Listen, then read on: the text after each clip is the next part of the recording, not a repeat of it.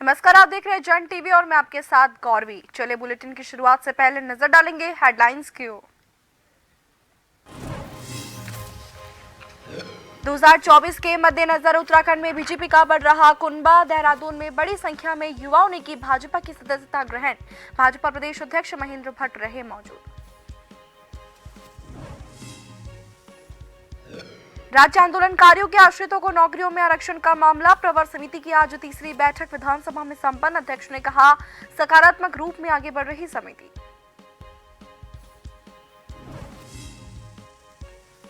राष्ट्रीय एकता दिवस पर उत्तराखंड पुलिस के 72 अधिकारियों का सम्मान। उत्कृष्ट सेवा और अति उत्कृष्ट सेवा मेडल से सम्मानित सरदार वल्लभ भाई पटेल की 148वीं जयंती पर आयोजन।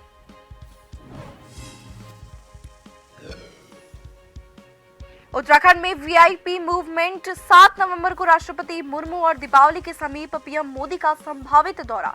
डीजीपी ने कहा, वीआईपी मूवमेंट को सफलतापूर्वक करवाएं। फूलों की घाटी हुई पर्यटकों के लिए बंद। यूनेस्को की ओर से घोषित है विश्व धरोहर स्थल। इस साल 12,702 देशी और 401 विदेशी पर्यटकों ने किया विजिट।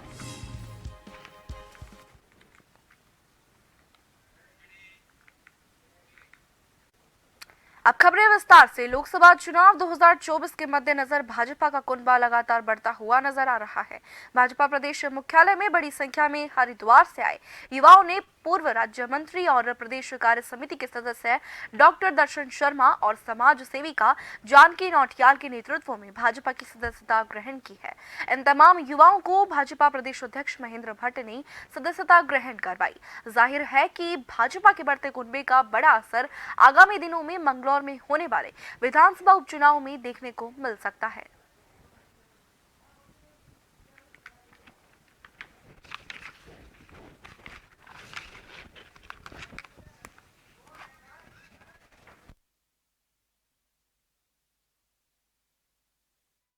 मंच पर हैं, मैं जहां भिन्न दलों के कार्यकर्ता जुड़ेंगे, इसके साथ साथ ऐसा व्यक्ति जो अभी तक किसी दल का सदस्य नहीं है, 18 साल से 35 साल के युवाओं को जोड़ने का हमारी ये श्रृंखला इस नवंबर माह में और 15 दिसंबर तक हम लोग चलाएंगे। तो आज बहन जानकी जी जो हमारी बहुत वरिष्ठ नेत्री है, समाज सेवी हैं, उनके आह्वान पर, उनके नेतृत्व में 40 युवा ने आज सदस्यता ग्रहण किया है। ये क्रम लगातार चलेगा। आज भारतीय जनता पार्टी में नए छात्र संघ के जो जितने भी 9 युवक थे, उन्होंने ज्वाइनिंग ली है, सदस्यता प्राप्त की है। मैं इन सबको बहुत बहुत शुभकामनाएं और बधाई देती हूं कि जो भी नवयुवक हैं वो भारतीय जनता पार्टी से जुड़े और राष्ट्र का नाम ऊंचा करें। राज्य आंदोलनकारियों के आश्रितों को राजकीय सरकारी नौकरियों में 10% क्षैतिज आरक्षण को लेकर गठित प्रवर समिति की तीसरी बैठक आज विधानसभा में संपन्न हुई।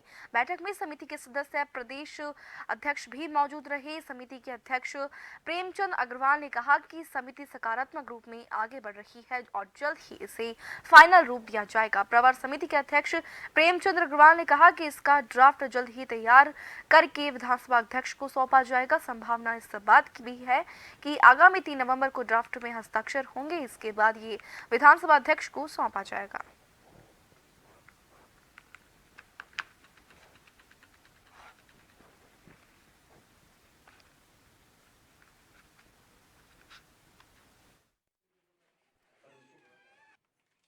देखिए, आज मीटिंग में जितने बिंदु हैं सभी पर फाइनल डिस्कशन हो गया है। अब सिर्फ एक बैठक होनी है जिसमें ड्राफ्ट बनकर जो है सब लोगों की साइन वगैरह जो आखिरी फॉर्मेलिटी है वो होनी बची है। और इसमें हमने कोशिश ये करी है कि किसी का अहित ना हो।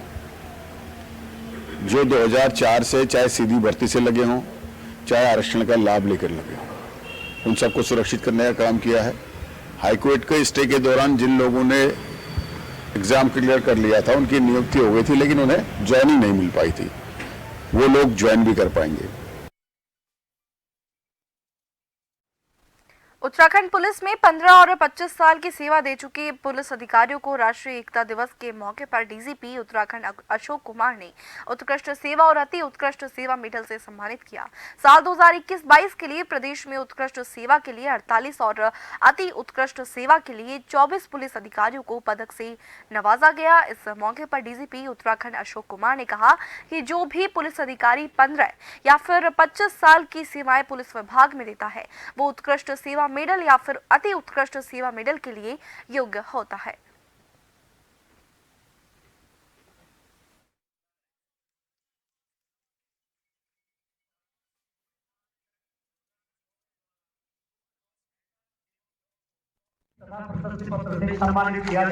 ये जो गृह मंत्री माननीय गृह मंत्री पदक है, ये ओवरऑल एसीआर देख करके होता है। कम से कम 15 साल की सर्विस के लिए उत्कृष्ट और 25 साल की सर्विस पे अति उत्कृष्ट मेडल दिए जाते हैं, और सेवा के दौरान जो उनका ओवरऑल परफॉर्मेंस है उसके ऊपर बेस दिया जाता है, किसी कार्य विशेष के लिए नहीं दिया जाता है। तो वो आज पदक प्रदान किए गए हैं। साथ ही साथ मैं ये भी बताना चाहूँगा कि ऐसा पहली बार हो रहा है उत्तराखंड राज्य स्थापना के बाद कि 9 नवंबर जो हमारी राज्य स्थापना दिवस की रात्रिक परेड होती है, उसमें माननीय राष्ट्रपति महोदया जो है उसकी मुख्य अतिथि होंगी।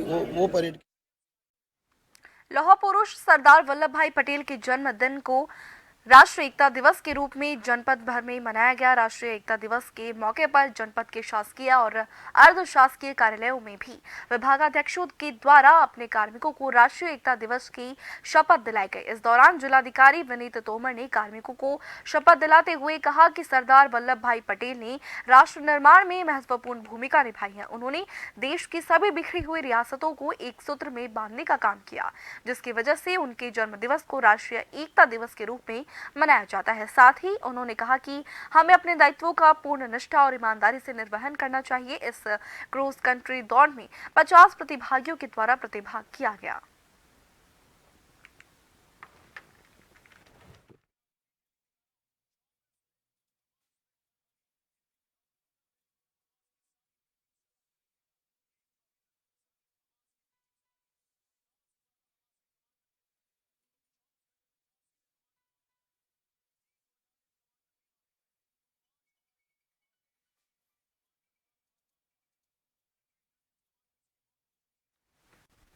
सरदार वल्लभ भाई पटेल की जयंती के मौके पर DM Champawat Navneet Pande Lohaghat PG college पहुंचे।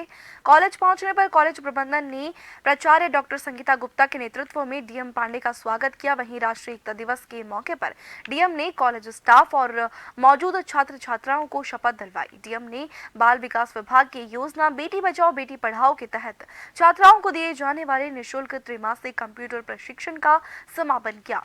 प्रशिक्षण प्राप्त छात्राओं को प्रमाण पत्र उन्होंने वितरित किए। नए बैच का शुभारंभ किया गया।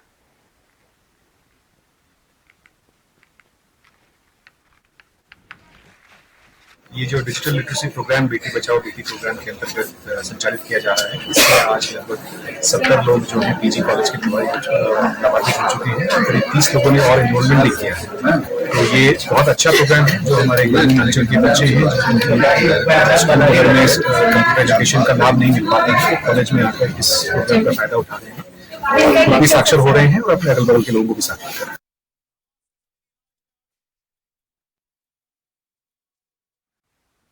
डोईवाला में कांग्रेस कार्यकर्ताओं ने भारत रत्न सरदार वल्लभ भाई पटेल की जयंती और देश की प्रथम प्रधानमंत्री इंदिरा गांधी की शहादत दिवस पर उन्हें याद किया और कांग्रेसजनों ने दोनों की प्रतिमा पर फूलमाला चढ़ाकर श्रद्धांजलि उन्हें अर्पित की। इस मौके पर कांग्रेस के परवादून जिला अध्यक्ष मोहित उनियाल ने कहा कि देश के महान स्वतंत्रता सेनानी लौह पुरुष सरदार वल्लभ भाई पटेल और देश की पहली महिला प्रधानमंत्री स्वर्गीय इंदिरा गांधी जी की शहादत दिवस पर हम उन्हें कोटि कोटि नमन करते हैं। देश की आजादी में इसका योगदान अविस्मरणीय है।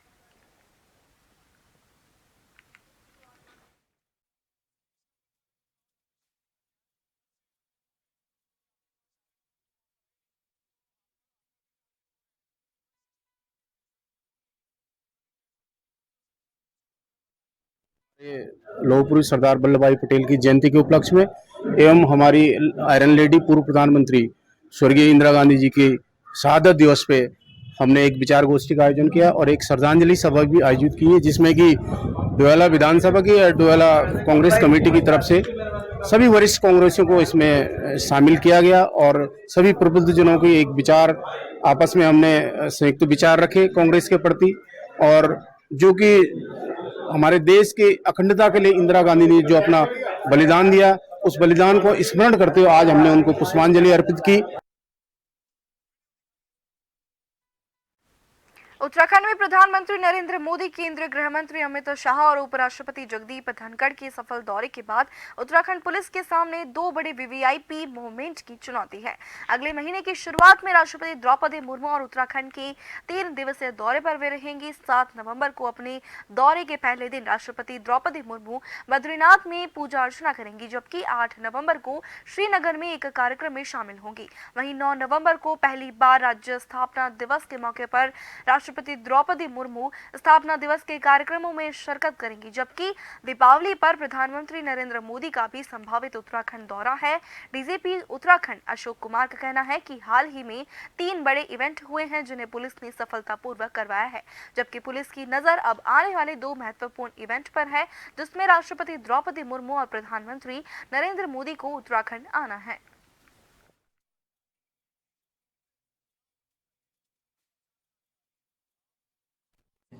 देखिए, ऑलरेडी आपको पता है 3 दौरे तो हो चुके हैं और तीनों हमने आप सबके सहयोग से बहुत ही सफलतापूर्वक संपन्न कराए हैं। एक सबसे बड़ा दौरा बाकी है, आपको पता ही है, माननीय राष्ट्रपति महोदय आ रही है, उसके लिए भी हम पूरी तैयारियां कर रहे हैं। फुल प्रूफ सुरक्षा व्यवस्था रहेगी। तो सर, इस पर राज्य दिवस का कुछ विशेष देखने को मिलेगा रायती परेड में?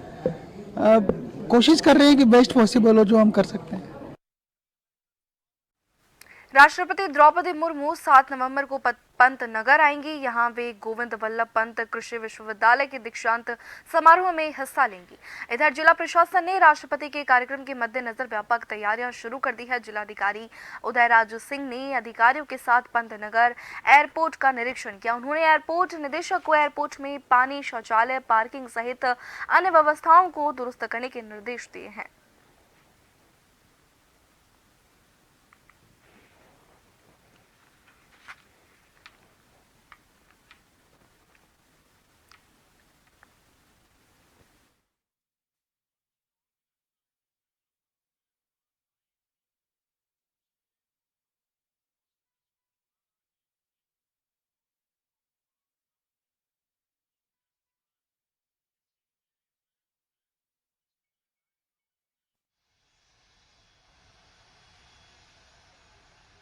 महामहिम जी के जो कार्यक्रम हैं वो आ चुके हैं जिले में, और सारे जो हमारे विभाग हैं उनको काम करना है, सड़क हो, सफाई हो, व्हीकल पार्किंग हो, वो सब चीज़ें हम लोग देख रहे हैं। सिक्योरिटी पॉइंट सबसे बड़ा एस्पेक्ट होता है, उसके लिए कप्तान साहब भी साथ में हैं, पूरी टीम है। तो हम लोग आज देख करके, और काम तो शुरू हो गया है हल्के ढंग से, लेकिन ये तय किया गया है कि 3 तारीख तक सारे काम पूरे हो जाएं, जिससे कि कहीं पर अगर रोड में कहीं कटिंग करनी है, कहीं कुछ करना है, तो वो चीज़ें सब देख ली जा रही हैं, और कहाँ सिक्योरिटी रहेगी, कहाँ पर VIPs रहेंगे, गाड़ियाँ कहाँ पार्क होंगी, ये सब चीज़ें हम देख रहे हैं। और इसी बीच वक्त एक छोटे से ब्रेक का।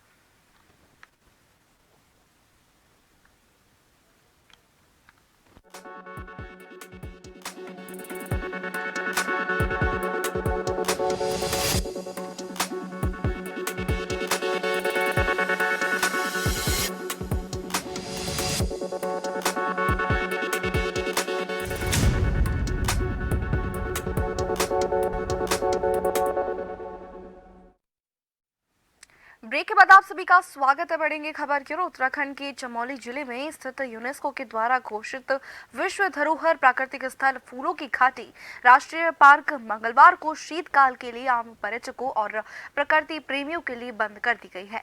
इस बार 12,707 देशी और 401 विदेशी पर्यटकों की आमद इस वर्ष घाटी में दर्ज हुई है। वहीं पिछले साल की अपेक्षा इस वर्ष विदेशी पर्यटकों की आवाजाही घाटी में ठीक ठाक रिकॉर्ड की गई है।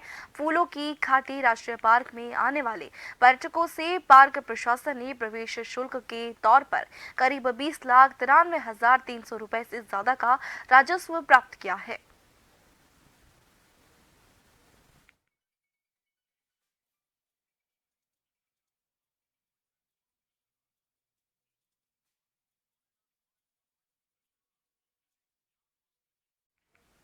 28 अक्टूबर से 30 अक्टूबर तक पुलिस लाइन देहरादून में आयोजित किए गए उपवा दिवाली मेले का सोमवार को राज्यपाल लेफ्टिनेंट जनरल गुरमीत सिंह की उपस्थिति में भव्य समापन किया गया। समापन समारोह के दौरान राज्यपाल के द्वारा Uttarakhand police wives welfare association को इस भव्य आयोजन के लिए बधाई देते हुए पुलिस परिजनों के कल्याणार्थ उपवा किए जा रहे प्रयासों की सराहना की। इस दौरान राज्यपाल गुरमीत सिंह के कर कमलों से उपवा मैगजीन की लॉन्चिंग भी की गई। वहीं नीट जेईई में उत्कृष्ट प्रदर्शन करने वाले पुलिस परिवार के 5 बच्चों को राज्यपाल के द्वारा सम्मानित किया गया। उपवा पुलिस वाइफ वेलफेयर एसोसिएशन को मैं बहुत मुबारकबाद देता हूं कि उन्होंने इस साल का जो मेला है बहुत ही सुंदर तरीके से आयोजित किया है। आज नृत्य, कला, सांस्कृतिक शाम का जो उन्होंने समय बांधा वो अपने आप में बिल्कुल अलग था। आज सबसे ज़्यादा खुशी हुई कि जो वुमेन एम्पावरमेंट उपवा ने अपने पुलिस परिवार को दिया है अपने आप में बिल्कुल अलग है। 3500 महिलाओं को उन्होंने सशक्त किया है। उसमें से 22 ऐसी महिला हैं जिन्होंने हर महीने 40-50 हज़ार अपने सशक्त में जोड़ लिया है, वुमेन एम्पावरमेंट में जोड़ लिया है। देहरादून में 3 से 5 नवंबर तक पहला fry literature festival of India होगा। ये देश का इकलौता और पहला ऐसा साहित्य समारोह है जो कि केवल अपराध से संबंधित किताबों और फिल्मों पर आधारित है। समारोह में जाने माने लेखक, फिल्म निर्माता, कलाकार और पुलिस अधिकारी भाग लेंगे। इस समारोह का मुख्य उद्देश्य ये है कि नागरिक इस बात को जान सके कि अपराध होने के पीछे कौन कौन लोग हैं, अपराधियों की मानसिक स्थिति क्या होती है, वो ये जान सके कि अपराध से निपटने के लिए क्या रणनीति कारगर हो सकती है। अपराध साहित्य को पढ़ने से अपराध से जुड़े कई प्रश्नों के उत्तर भी मिल जाते हैं। साहित्यकार जब अपनी जानकारियों को साझा करेंगे और पुलिस अधिकारी बताएंगे कि किस तरह से जटिल और सनसनीखेज अपराधी की विवेचना की गई तो इसका लाभ समाज को भी मिलेगा। लोग क्राइम लिटरेचर पे कंसंट्रेट कर रहे हैं। ये आत्म सुरक्षा के जो विभिन्न तरीके हैं उस पर समय समय पर जिक्र भी होगा, कुछ बातें सामने आएंगी, कुछ प्रकाश पड़ेगा इन चीज़ों पर, लेकिन इस पूरे डिस्कशन का जो इस पूरे प्रयास का केंद्र बिंदु वो नहीं है। केवल एक आम जानकारी लोगों में डालना है और आम जानकारी से ही आप जानते ही हैं नॉलेज इज़ पावर। जिसके पास ज्ञान है वो शक्तिशाली है। तो जब हम ज्ञान रखेंगे तो हम शक्ति के साथ उस परेशानी का सामना कर सकेंगे। मेरे ख्याल से एक बहुत अच्छा आइडिया है ये जो क्राइम लिटरेचर फेस्टिवल हो रहा है, क्योंकि साहित्य समाज का आईना होता है और इसमें इस पर चर्चा होगी, क्राइम कैसे होता है, क्यों होता है, कैसे इसको पुलिस रोकती है और कहाँ कमियां रह जाती हैं। लोगों के साथ, आम जनता के साथ, ऑथर्स के साथ, चिंतकों के साथ डिस्कशन होगा तो कुछ न कुछ नए आइडियाज निकल करके आएंगे। मसूरी में कांग्रेस कार्यकर्ताओं के द्वारा मसूरी के पिक्चर पैलेस चौक पर एकत्रित होकर प्रदेश की भारतीय जनता पार्टी की सरकार के पुतले फूंकने के कार्यक्रम से पहले पुलिस के द्वारा पिक्चर पैलेस चौक को छावनी में तब्दील कर दिया गया और जैसे ही कांग्रेस कार्यकर्ता प्रदेश की भाजपा सरकार का पुतला लेकर चौक पर पहुंचे और सरकार के खिलाफ नारेबाजी शुरू की, पुलिस ने प्रदेश सरकार के पुतले को कांग्रेस कार्यकर्ताओं से छीन लिया, जिस पर कांग्रेस कार्यकर्ताओं और पुलिस के बीच जमकर तीखी नोकझोंक भी हुई। पुलिस के द्वारा पुतला छीनने पर कांग्रेस कार्यकर्ताओं ने सरकार के खिलाफ नारेबाजी करके सरकार पर लोकतंत्र की हत्या करने का आरोप लगाया। की पूरी तैयारी भाजपा सरकार ने, चाहे वो केंद्र की सरकार हो चाहे वो प्रदेश की सरकार हो, पुलिस के माध्यम से लोकतंत्र की हत्या करने की पूरी साजिश रच ली है। और जैसा आज ये घटनाक्रम यहाँ पर हुआ, ऐसा हमने अपने पूरे 18-20 साल के राजनीतिक जीवन में कभी भी नहीं देखा कि एकमात्र पुतला दहन के लिए पूरी की पूरी पुलिस फोर्स 50 पुलिस वाले सड़क के ऊपर खड़े हैं और जो गलत काम जिसके ऊपर की हाईकोर्ट ने संज्ञान लेकर सीबीआई जांच का जो है सीबीआई जांच के लिए कहा है, उसके ऊपर अगर पुलिस इस तरीके से व्यवहार कर रही है, इसका मतलब कहीं ना कहीं दाल में काला है और ये दोषी लोग हैं, ये भ्रष्टाचारी लोग हैं। इसका जीता जागता प्रमाण है कि ये भाजपा सरकार किस हद तक गिर सकती है। आज आपने उसका प्रमाण देख लिया है। वो लगातार लोकतंत्र की हत्या कर रही है। लोकतंत्र का अधिकार है अपनी बात रखने का, आप अपना विरोध दर्ज करने का। और आज कांग्रेस भाजपा सरकार जो प्रदेश की भाजपा सरकार है उसमें जो विभागों में घोटाले हो रहे हैं, जिसमें एक उद्यान विभाग है जिसमें हाईकोर्ट ने संज्ञान लेते हुए सीबीआई जांच उस पर बैठा दी है। हमारा अन्य विभागों में भी जो घोटाले हो रहे हैं उन पर भी हाईकोर्ट से अनुरोध करेंगे कि उसमें भी सीबीआई जांच बैठाई जाए। जन टीवी के द्वारा चामकोट गांव में पिछले 12 सालों से अटका पड़ा सड़क निर्माण के कार्य की खबर को प्रमुखता से प्रकाशित करने के बाद खबर का असर देखने को मिला। जिलाधिकारी उत्तरकाशी ने लोक निर्माण विभाग के अधिशासी अभियंता को फटकार लगाते हुए तुरंत ही रोड खोलने के निर्देश दिए हैं। दरअसल चामकोट गांव की सड़क 2012 की आपदा में बह गई थी और जनपद मुख्यालय के नजदीक होने के बावजूद इस गाँव के लोग बड़ी समस्याओं से जूझ रहे थे और ग्रामीणों ने इस बार लोकसभा चुनाव में वोट न करने का ऐलान किया था। इस खबर को हमारे चैनल ने प्रमुखता के साथ प्रकाशित किया था, जिसके बाद खबर का असर देखने को मिला। ये जो सड़क हमने जो काफ़ी टाइम से पूरे गांव वालों की मांग है और मैं इस बार यहाँ गांव का प्रधान हूँ और मैं समस्या जानता हूँ कि जब मेरे पास कई पीड़ित लोग आते हैं, कोई जैसे गर्भवती महिला हैं, बीमार महिलाएं हैं, पर सबसे पहले प्रधान के पास आते हैं और प्रधान को जब वो अपनी गाथा सुनाते हैं तो हमें बहुत दुख होता है। इसके लिए जो है मैंने कई बार जो है माननीय विधायक जी को भी इस रोड के संबंध में यहाँ पर अवगत कराया है। और जी, ये 2012-13 की आपदा में इसका एक भाग सड़क का क्षतिग्रस्त हुआ था। पश्चात वहाँ पे एक वर्तमान स्थिति में भी कुछ मार्ग को लेकर समस्या बनी हुई है और इस पर कार्रवाई के लिए पीडब्ल्यूडी के द्वारा प्रस्ताव बना के शासन को भी प्रेषित किया गया है आपदा न्यूनीकरण में और इसके अतिरिक्त उनके स्तर से इसमें अभी भी कार्रवाई की जा रही है। हमारा आपदा न्यूनीकरण में गया है तो उसमें कुछ आपत्ति है, उनका भी निराकरण कर रहे हैं और एक अभी ग्रामवासी बोल रहे हैं चामकोट से दिलसोड़ तक के लिए बोल रहे हैं, तो उसका एस्टिमेट हम जो उसमें, क्योंकि वो काफी बड़ा एस्टिमेट है, उसमें 8 करोड़ के लगभग है, तो बीच का जो पोर्शन है उसी का अलग से बनाकर भेज रहे हैं उसको भी, तो 3-4 दिन में उसको भेज देंगे। और इसी के साथ बुलेटिन में फिलहाल के लिए इतना ही। मुझे दीजिए इजाजत। नमस्कार।